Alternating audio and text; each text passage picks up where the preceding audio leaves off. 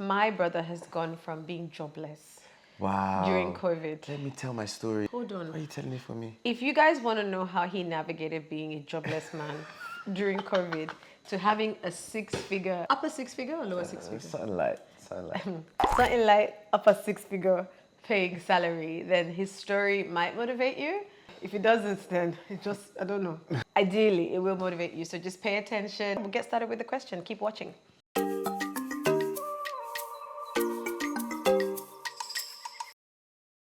Hi everyone, welcome back to my YouTube channel. Today we're going to be talking about a diasporan journey. On my channel today is my brother. He's my baby brother. So, I mean, it's very interesting to see that he has a journey to even start with, Wow. to be honest.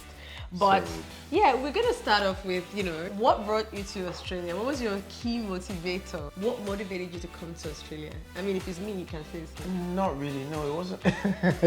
Well, I grew up primarily in Malaysia. Nobody asked you that question. but They say what motivated you. I'm Focus giving on them the question. backstory. Don't shout on me, it's my channel. I moved to Australia about 3.5 years ago, primarily to do my master's. That was the main reason. And I wanted to find a place where I could settle down a bit more long term.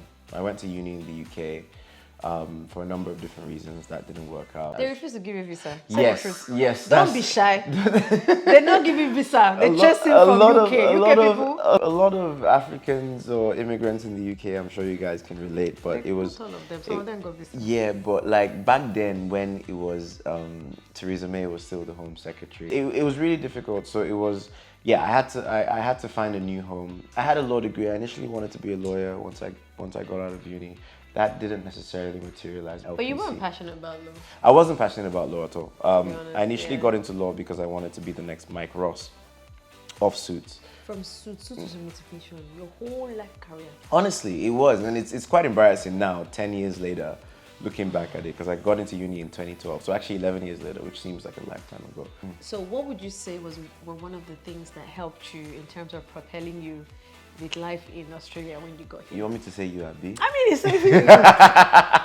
Well, I can't brag about myself. All right, so the truth is, like, in all honesty, it helped a lot. I had what a lot of people would call a soft landing coming into this country. That's true.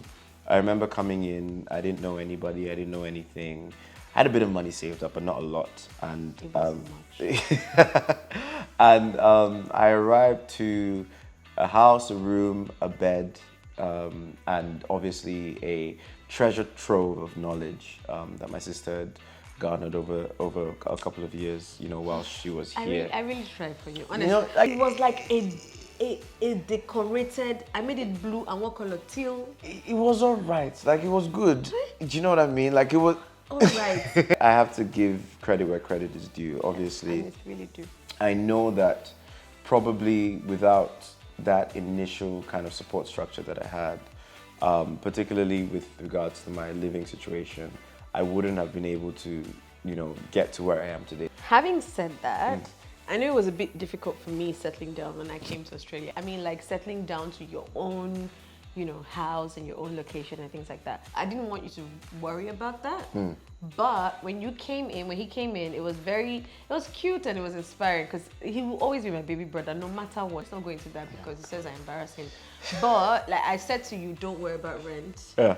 Don't worry about bills. I've got it. Yeah. Just focus on your studies. Also, but you didn't want to. Exactly. That's what I was about to You say. were literally like, I've got this saved up, I'll do this. And you went hard looking for jobs from day dot. Like when you landed, he was on, like he wasn't trying to be told that, oh, they don't give us jobs here. Like a lot of people tend to, believe when they come to, the diaspora, they feel like, oh, because we're Africans, we're not going to get this opportunity. Yeah. Honestly, the people you hang out with when you get to a place determines how far you're going to go. That's the reality. Yeah. But he came in, guns are blazing, this is what I've got saved, put this towards rent, I don't want to strain you. And then you started hunting. Absolutely. I think I was very stubborn in that sense because I was hearing a lot of things from a lot of different people about what the options are and what they thought limited and how what they thought I was capable of doing, and I was determined. What were some of these options though? Give example. A lot of it was primarily like, because obviously on a student visa, as a lot of you guys would know, you're limited to 20 hours a week, so a lot of it was support work, disability support work, and they were like, you know what, it pays really well, cleaning, all that kind of stuff, and kitchen hand, and there's absolutely, I want to reiterate, there's absolutely nothing wrong with going down that path. It has supported many people, and it teaches you a lot of like core things that are very important for you. There was a lot of kind of people telling me that this is what is available for you, and as an African, they don't give you guys jobs, they prioritize Australians, permanent residents and citizens, which is true. Which is true, it's not wrong. But if you hustle enough and you persevere enough, there will people that will give you the time of day. And if you're confident enough in your capabilities, all you need is a foot in the door.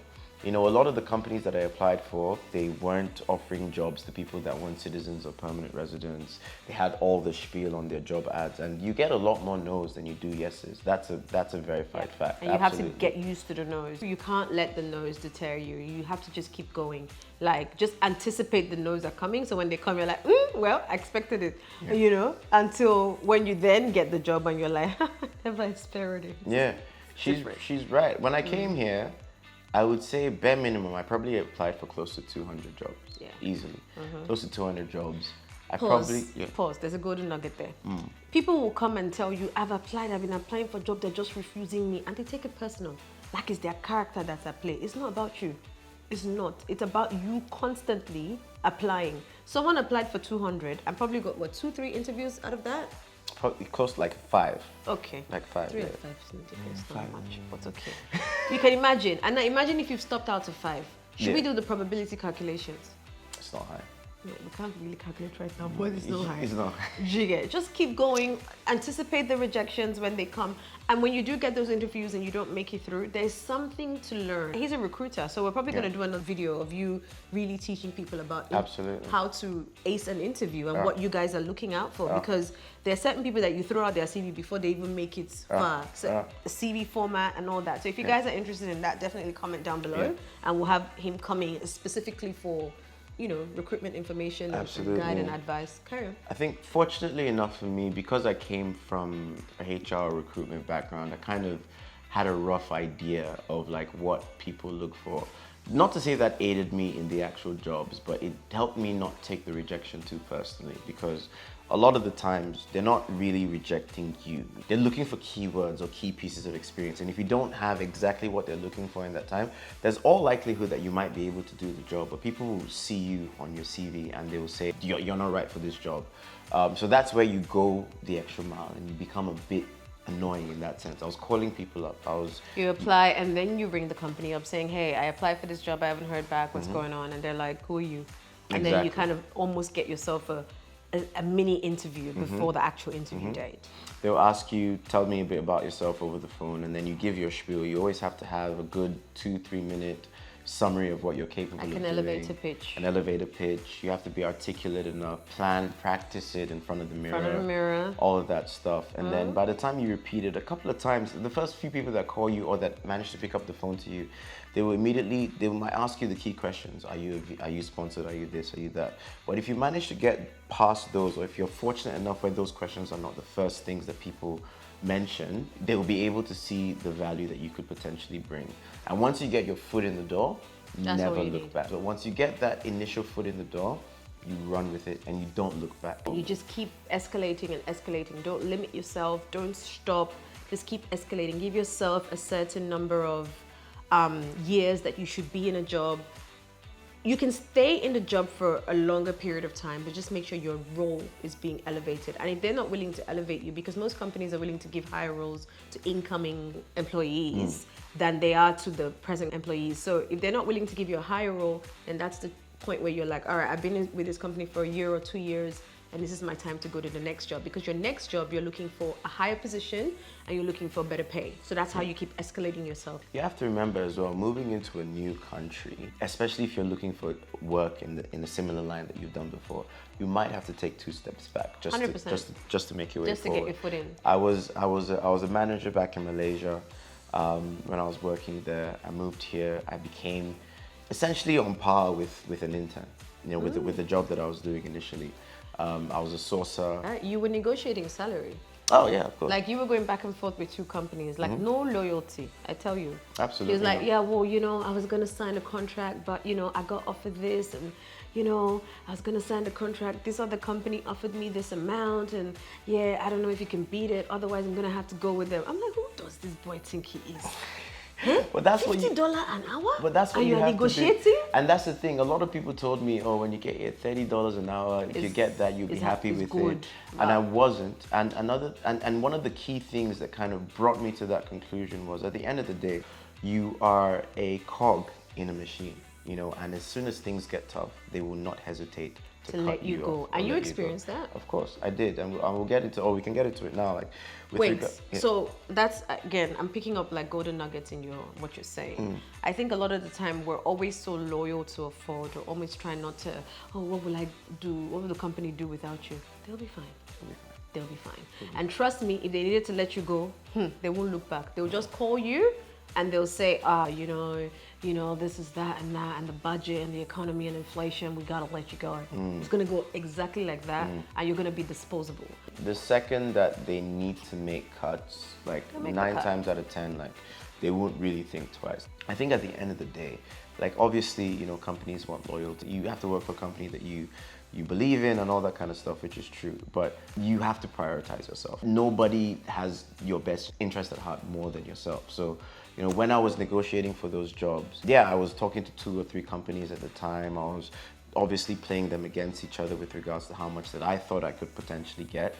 And I ended up getting, you know, full transparency, like my first job here in Australia paid me about... Hi guys, sorry for breaking in transmission, but you guys know this stuff is getting very meaty and we don't want you to lose concentration. So we have decided to split this video into 2.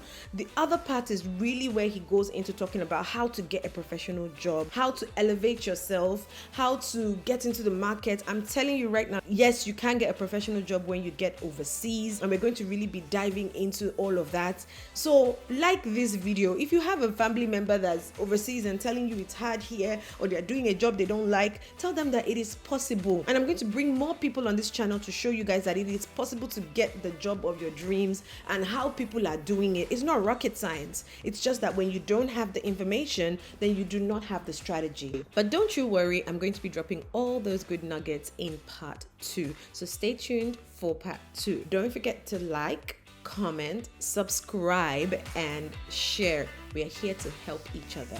We're here to do this diaspora together. So I will see you in part 2. Bye.